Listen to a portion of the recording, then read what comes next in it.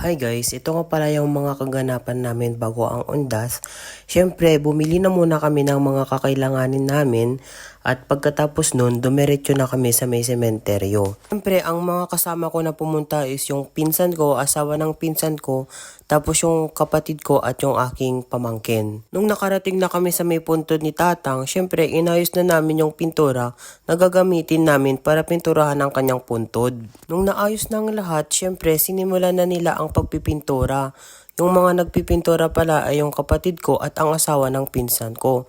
Siyempre kami naman nakatayo lang kami sa may Getly at pinapanood namin sila. Siyempre hindi lang sa punto ni Tatang yung pipinturahan namin at yung nasa itaas niya pipinturahan din namin kasi kilala namin kung sino yung mga nandun. Dalawa lang kasi yung available na pagbrush kaya sila lang dalawa yung nagpipintura. At wala pang isang oras napinturahan na namin yung puntod nila Tatang.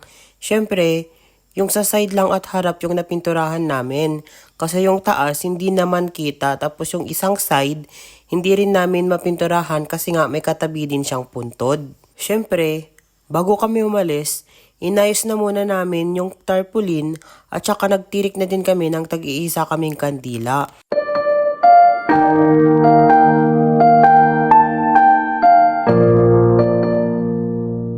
Pagkatapos naming magtirik ng kandila, nagpaalam na din kami at umalis na din kami. Pagkababa namin sa may sementeryo, syempre, dumiretso na muna kami sa may plaza at bibili kami ng makakain namin. Bibili lang kami dito ng pangmeryenda namin.